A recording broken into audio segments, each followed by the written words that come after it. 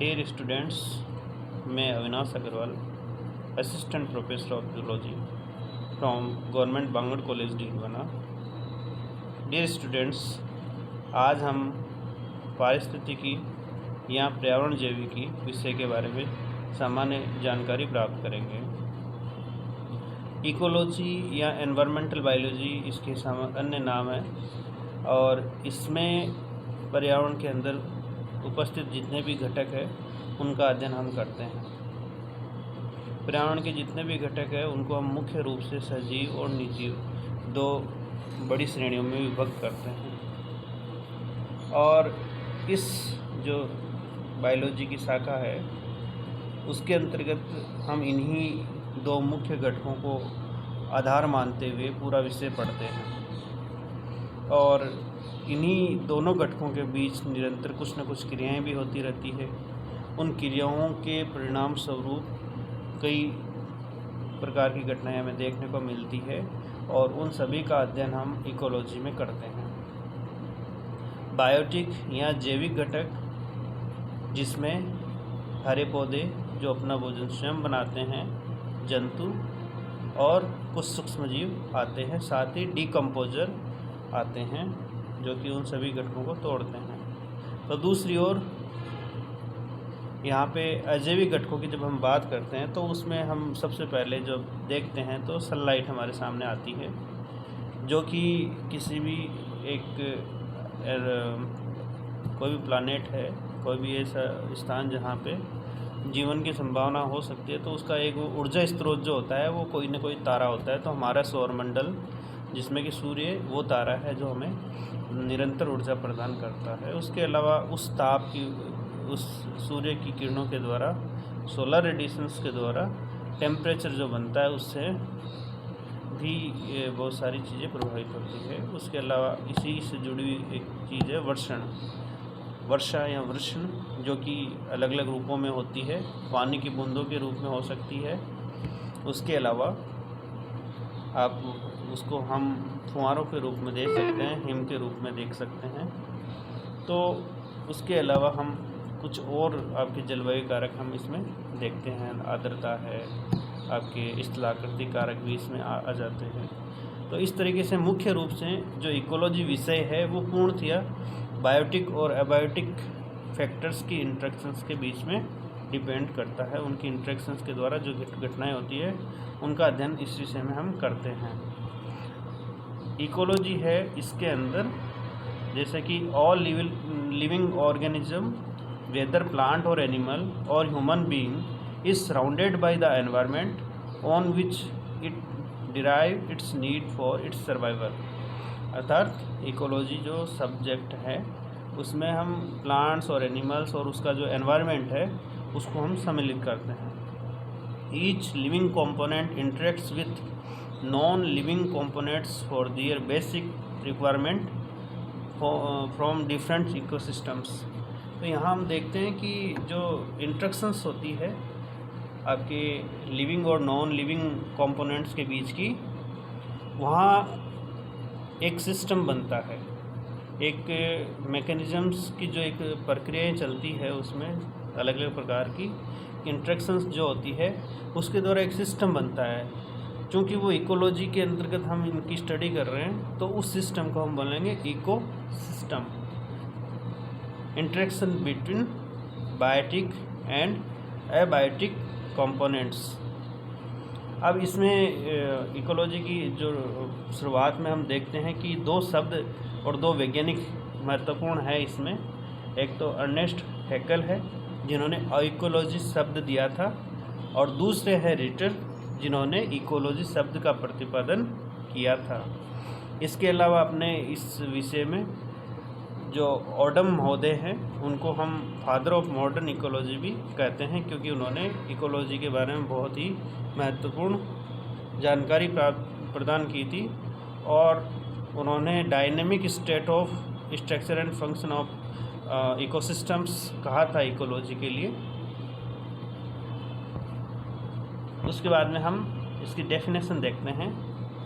तो यहाँ ecology is the study of interactions among organism or group of organism with their environment, अर्थात ecology एक ऐसा विषय वस्तु है जिसमें किसी जीव या जीवों के समूह और उनके पर्यावरण के मध्य कोई इंटरेक्शन होती है। The environment consist of both biotic components living organism and abiotic components non living organisms. तो यहाँ बायोटिक कंपोनेंट्स और अबायोटिक कंपोनेंट्स के बारे में बेसिक जानकारी जो इसमें सम्मिलित है उनके बारे में जान चुके हैं। उसके बाद आता है इम्पोर्टेंट शब्द ecosystem. Ecology is the study of ecosystems. और उसके बाद में ecosystem is the basic functional unit of ecology, यानी कि जो इकोलॉजी है वो अनेक छोटे छोटे इकोसिस्टम से बना हो सकता है।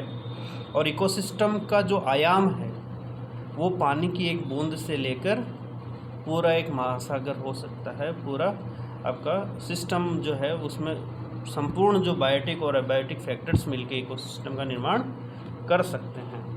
और इकोलॉजी की जो फंक्शनल यूनिट है उसको हम इकोसिस्टम के नाम से जानते हैं। और इकोसिस्टम जो शब्द है वो टेंसले महोदय के द्वारा 1935 यानी 1935 में प्रतिपादित किया गया था।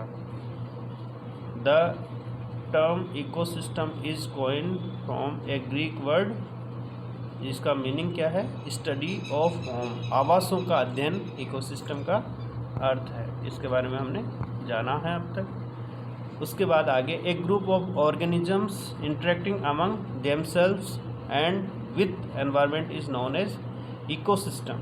अब पहले हमने इकोलॉजी के बारे में जाना, अब हम इकोसिस्टम के बारे में जानते हैं।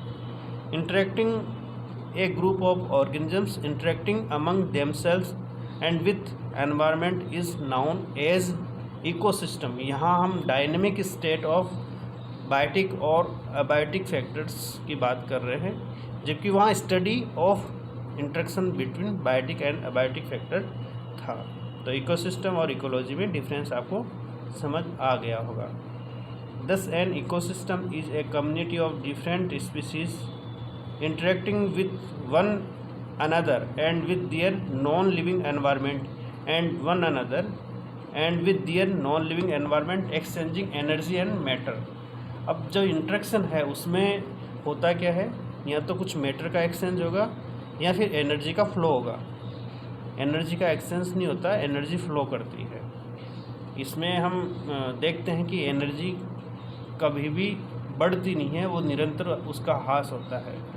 एनर्जी का हमने जैसे पहले देखा कि अल्टीमेट सोर्स है वो सनलाइट है, सूर्य है। वहाँ से जो ऊर्जा आती है उसका बहुत सारा हिस्सा विकिरण के द्वारा पुनः अंतरिक्ष में लौट जाता है और कुछ हिस्सा जो ऑटोट्रॉप्स प्लांट्स जो होते हैं वो ग्रहण करते हैं पत्तियों में उपस्थित क्लोरोफिल की सहायता से, और उसका कुछ हिस्सा है वो उसकी श्वसन क्रियाओं में और उपापचयी क्रियाओं में खर्च हो जाता है, और जो बाकी का हिस्सा है उसको शाकाहारी जीव है वो ग्रहण करते हैं भोजन के द्वारा। और इसी तरीके से आगे श्वसन और उपापचय में उसके अंदर कुछ ऊर्जा का ह्रास होता है और आगे उससे कम ऊर्जा पहुंचती है। जबकि जो पदार्थ है जिसमें हम बायोजियोकेमिकल साइकिल्स के बारे में पढ़ेंगे, जैव भू रासायनिक चक्र, जिसमें हम देखेंगे कि नाइट्रोजन, फॉस्फोरस, जल, कार्बन डाइऑक्साइड, सल्फर, फॉस्फोरस, इन सब का जो चक्रण है उसके बारे में हम जानकारी देखेंगे। Animals can not synthesize their food directly but depends on the plants either directly और इनडायरेक्टली। तो इसके बाद में क्या है, सभी हीटरोट्रोफ्स जो होते हैं, विषमपोषी जीव होते हैं, वो अपना पोषण प्राप्त करने के लिए अपनी ऊर्जा और उसके लिए आवश्यक जो पदार्थ है उनको ग्रहण करने के लिए प्रत्यक्ष या अप्रत्यक्ष रूप से किस पे निर्भर रहेंगे, पेड़ पौधों पे, जो कि प्रकाश संश्लेषण के द्वारा अपना भोजन स्वयं बनाते हैं। इसके बाद हम देखते हैं टाइप्स ऑफ इकोसिस्टम। अब यहाँ हम देखते हैं कि या तो इकोसिस्टम जो नेचर बना रही है वो होगा, या फिर हम आर्टिफिशियल भी कुछ ना कुछ चेंजेस करके नेचर में बनाते हैं। तो पहला नंबर है natural ecosystems. Natural ecosystems operate themselves under natural conditions based on habitats. It can be further classified into 3 types. तो नेचुरल इकोसिस्टम की क्या ख़ास बात है कि नेचर में ये सेल्फ रेगुलेटरी मोड पे काम करते हैं, इसमें ह्यूमन इंटरफेरेंस नहीं होता है। नेचर किसी पदार्थ की कमी की पूर्ति करती है तो कुछ पदार्थ काम में भी लिए जाते हैं, और यहाँ हम हैबिटाट यानी आवास के आधार पे इसको दो भागों में, मुख्य रूप से दो भाग है, टेरेस्ट्रियल, एक्वेटिक, और फिर तीसरा आपके मैराइन। तो terrestrial ecosystem, this ecosystem is related to land. Example में देखो ग्रासलैंड, यहाँ पे जो इकोसिस्टम है उसमें डोमिनेंटली ग्रासेस पाई जाएगी, यानी घासें पाई जाएगी अलग अलग प्रकार की, और कहीं कहीं काफ़ी दूरी पे कुछ ट्रीज़ भी देखने को मिलेंगे जहाँ पे सभी दशाएं हैं वो औसत चलेगी। फॉरेस्ट इकोसिस्टम, फॉरेस्ट यानी जंगल, और जंगलों की जब हम बात करते हैं तो हमारे सामने आता है इक्वेटर, भूमध्य रेखा, और यहाँ पे हम देखते हैं कि दोनों इक्वेटर के दोनों साइड बहुत घने जंगल देखने को मिलते हैं, और यहाँ इस इकोसिस्टम के अंदर तापमान भी ज़्यादा होगा, प्रकाश भी ज़्यादा होगा, वर्षा भी ज़्यादा होगी, आर्द्रता भी ज़्यादा होगी, और वहाँ का जो क्लाइमेट है वो लंबे पेड़ पौधों को सस्टेन करने में हेल्प करता है, यानी कि यहाँ पे बायोडाइवर्सिटी भी रिच होगी। तो इसके अलावा आपको देखने को मिलता है डेजर्ट इकोसिस्टम। डेजर्ट इकोसिस्टम की अगर हम बात करें तो वहाँ पे बहुत ही कम मात्रा में क्या होगा, पेड़ पौधे देखने को मिलेंगे, घासें बहुत कम होगी, जीव बहुत कम होंगे, बायोडाइवर्सिटी बहुत ज़्यादा कम होगी। अब हम दूसरा इसका इकोसिस्टम देखते हैं, aquatic ecosystem. This ecosystem is related to water. It is further sub classified into two types based on salt content. तो यहाँ पे हम देखते हैं कि इसमें पहला है आपके fresh water ecosystem. Fresh water ecosystem का अर्थ यह है कि पीने योग्य पानी, जहाँ हम देखते हैं कि साल्ट कॉन्सेंट्रेशन काफ़ी कम होती है, और इसमें रिवर्स और स्ट्रीम्स, नदियाँ और झरने जो कि बहते हुए पानी स्रोत के रूप में देखने को मिलती हैं, और दूसरा आपके पॉन्ड और लेक जो आपके तालाब और जो झील है। रिवर्स यानी कि नदियाँ और झरने तो आपके बहते हुए हैं, और तालाब और झील रुके हुए पानी के साफ जल के स्रोत होते हैं। फिर उसके बाद में है इसमें मेराइन इकोसिस्टम, जिसमें कि हम देखते हैं कि सीज एंड सी शोर्स इसमें देखने को मिलते हैं। अब यहाँ पे आता है मैन मेड और आर्टिफिशियल इकोसिस्टम्स। अब यहाँ देखो, या तो ये होगा कि ह्यूमंस का इंटरफेरेंस होता है या फिर ह्यूमन खुद उसको जनरेट करता है। जैसे मैन मेड और आर्टिफिशियल इकोसिस्टम इज़ ऑपरेटेड और मेंटेन्ड बाय मैन हिमसेल्फ। जैसे क्रॉपलैंड है, किसी जंगल को काट दिया और वहाँ ज़मीन समतल करके और उसके ऊपर खेतीबाड़ी कर सकते हैं, फसलों को उगा सकते हैं। इसके अलावा हम बागवानी करते हैं, पेड़ पौधे लगाते हैं, हम खुद चारागाह विकसित करते हैं। उसके अलावा हम जो एक्वेरियम जिसकी हम बात करते हैं तो वो भी अपने मैन मेड आर्टिफिशियल इकोसिस्टम में आता है, जिसमें कि हम बाहर से ऑक्सीजन और साफ़ सफाई की व्यवस्था करते हैं और अंदर उसमें कुछ खाने पीने की व्यवस्था पेड़ पौधों को करते हैं, कुछ हरे पौधे उगाते हैं, कुछ कंकड़ पत्थर डालते हैं और उसको नेचुरल इकोसिस्टम का रूप देने की कोशिश करते हैं। और ये जो आर्टिफिशियल इकोसिस्टम्स भी होते हैं वो रेगुलेटरी और नॉन रेगुलेटरी दोनों ही हो सकते हैं। उसके बाद हम देखते हैं स्ट्रक्चर और कंपोनेंट ऑफ एन इकोसिस्टम। इसमें हम पहले ही जानकारी प्राप्त कर सकते हैं। The term structure refers to the various components. So the structure of an ecosystem explains the relationship between the abiotic, जिनको हम नॉन लिविंग कहते हैं, and the biotic और living components. An ecosystem has two major components, biotic components and abiotic components. अब हम सबसे important है biotic components, उसके बारे में आज हम जानकारी प्राप्त करेंगे। The living organism or living members in an ecosystem collectively form its community called biotic components or biotic community. अब यहाँ जब हम बात करते हैं कम्युनिटी, जो शब्द बार बार आ रहा है, तो इसको भी हम समझेंगे। एक जीव जो किसी भी एक जाति का प्रतिनिधित्व करता है, और जाति है एक समान जीवों का समूह है।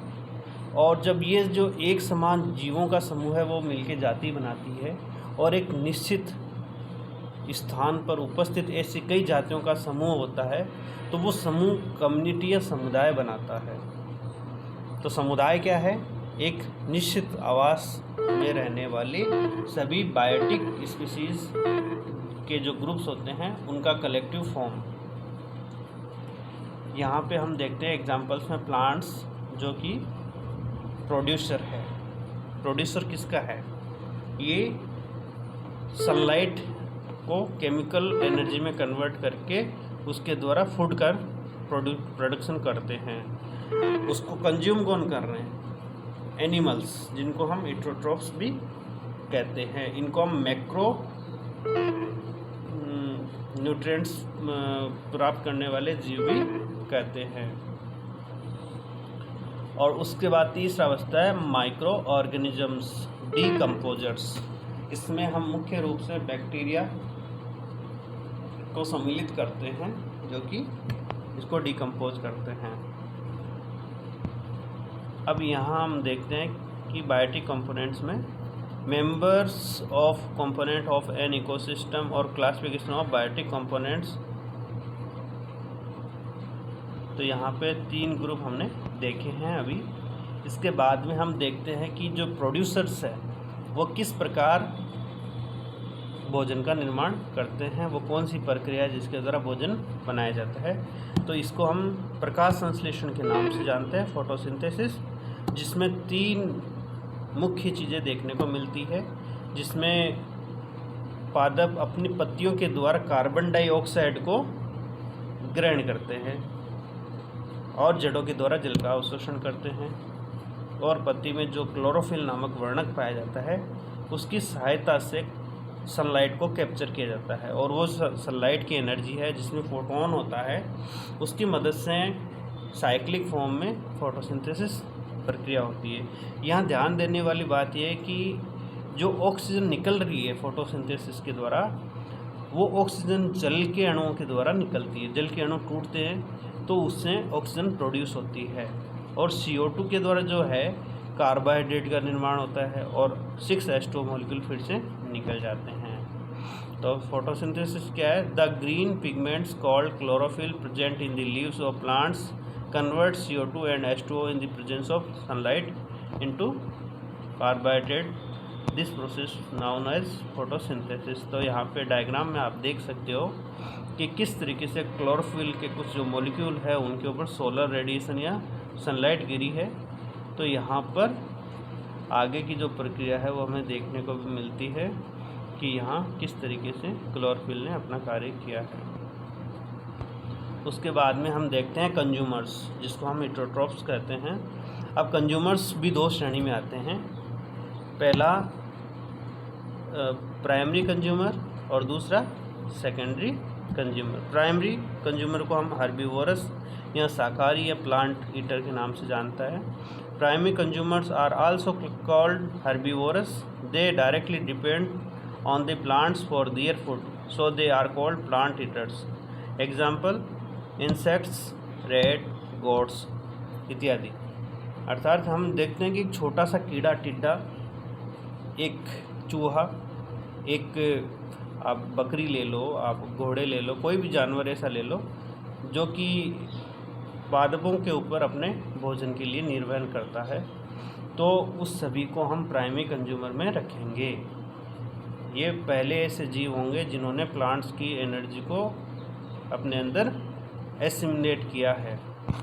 उसके बाद में हम देखते हैं सेकेंडरी कंज्यूमर्स, जिसको हम प्राइमरी कार्निवोरस बोलेंगे। ये मीट ईटर होते हैं। पहले वाले क्या खा रहे हैं? पत्तियां खा रहे हैं, पेड़ों के कंपोनेंट्स खा रहे हैं। दूसरे वाले क्या? उन जीवों को खा रहे हैं। यहाँ पे आप खाद्य श्रृंखला और खाद्य जाल वाला कॉन्सेप्ट भी याद रख सकते हो। खाए और खाने जाने की जो प्रक्रिया है, जिसको हमने खाद्य श्रृंखला नाम दिया है, आगे हम उसके बारे में जानकारी प्राप्त करेंगे। तो एक ऐसा एक चेन सिस्टम बनता है कि इस इकोसिस्टम के अंदर जो बायोटिक कंपोनेंट्स होते हैं वो एक दूसरे से जुड़े हुए होते हैं। Secondary consumers are primary carnivorous, they feed on primary consumers, they directly depend on the herbivorous for their food. अब यहाँ देखो एक छोटा टिड्डा है, उसको कोई मेंढक खा सकता है, उस मेंढक को कोई स्नैक्स का यानी सांप खा सकता है, और उस सांप को कोई बाज खा सकता है। तो यहाँ हम देखते हैं कि ये सेकेंडरी कंज्यूमर्स होते हैं। लेकिन यहाँ पे हमने बेसिक रूप से यहाँ पे टर्सरी कंज्यूमर्स है, उनके अंदर हम देखते हैं कि जो ये बड़े जो प्रीडेटर्स होते हैं उनको हम टर्सरी कंज्यूमर्स में रख लेते हैं, जिनको कोई नहीं खाता, या हम इनको कई बार टॉप प्रीडेटर भी कह देते हैं आपके फूड चेन में। जैसे कि सबसे पहले घास थी, उसको किसी टिड्डे ने खाया, तो घास क्या थी? प्रोड्यूसर। टिड्डा क्या था? Primary consumer. फ्रॉग क्या होगा? Secondary consumer. और उसके बाद में टर्सरी कंज्यूमर और टॉप कंज्यूमर के रूप में आगे जाके कौन हो जाएगा? बाज हो सकता है, कोई आपके दूसरे जो भी रेप्टर्स होते हैं उनमें हो सकता है। तो tertiary consumers are secondary carnivorous, they feed on secondary consumers, they depend on primary carnivorous for their food. इसके बाद में हम देखते हैं ऐसे छोटे जीवों के बारे में जिनका जो रोल है वो बहुत ही महत्वपूर्ण है। इनका रोल होता है न्यूट्रिएंट्स के साइक्लिक जो सिचुएशन है उसको बैलेंस रखने में। इन सभी में हमने देखा कि जो एनर्जी है सनलाइट, वो केमिकल फॉर्म में फूड में कन्वर्ट होकर फिक्स हो गई है। अब ये केमिकल एनर्जी है वो फिक्स हो गई, तो उसको बाहर निकलना ज़रूरी है, अन्यथा क्या होगा? जो अपना बायोजियोकेमिकल साइकिल है, जिसमें कि ये जो पोषक तत्व है उनका साइक्लिक फॉर्म चलता है, वो रुक जाएगा, और सारा का सारा जो एनर्जी है वो इन जीवों के अंदर अटक के रह जाएगा। तो जब ये जीव मरते हैं तो डीकम्पोजर्स यानी डीकम्पोज करने वाले जीव, तो वो उसको तोड़ेंगे। During the decomposition inorganic nutrients are released, अर्थात जो प्रारंभिक जो अवस्था होती है एलिमेंट्स की, नाइट्रोजन, फॉस्फोरस, सल्फर, जितने भी तत्व होते हैं वो पुनः इन डीकम्पोजर्स के द्वारा मिट्टी में पहुंचा दिए जाते हैं। तो micro organisms like bacteria and fungi are example of decomposers. Decomposers attack the dead bodies of producers and consumers and decompose them into simpler components. The inorganic nutrients together with other organic substances are then utilized by the producers for the synthesis of their common food. अब यहाँ पे जो ये inorganic पोषक तत्व है, nutrients हैं, वो पुनः पादपों की जड़ों के जल के साथ में पादप के अंदर पहुंच जाएंगे और वो अपना भोजन बनाने में काम आएंगे। तो इस प्रकार आज के इस अध्याय में हमने इकोलॉजी की बेसिक जानकारी प्राप्त की है। तो हम देखते हैं कि सबसे पहला क्वेश्चन ये बनता है कि what is ecology. Next question बनता है differentiate between ecology and ecosystem. फिर उसके बाद बनता है कि इकोलॉजी के जो मुख्य जो कंपोनेंट है वो कौन कौन से हैं, उनके नाम लिखो। उसके पश्चात हम आगे देखते हैं कि जो बायोटिक कंपोनेंट्स हैं उनके नाम क्या है और उनके बारे में आपको जानकारी देनी है। इसी प्रकार नेक्स्ट स्लाइड में हम पढ़ेंगे कि जो अबायोटिक या अजैविक जो घटक होते हैं उनके बारे में पूरा विस्तार से हम जानकारी प्राप्त करेंगे कि किस प्रकार अबायोटिक फैक्टर्स होते हैं वो बायोटिक फैक्टर्स के ऊपर अपना प्रभाव दिखाते हैं, और बायोटिक फैक्टर्स जो कंपोनेंट्स होते हैं वो अबायोटिक फैक्टर्स को किस प्रकार प्रभावित करते हैं। तो इस प्रकार हमने आज की कक्षा में इकोलॉजी का बेसिक परिचय समझा है, और उम्मीद है आप आगे की कक्षाओं में इकोलॉजी की गहरी समझ विकसित कर पाएंगे। तो आगे की कक्षाओं के लिए आप अपने इस चैनल के साथ जुड़े रहें और लेक्चर को अच्छे से पढ़ते रहें।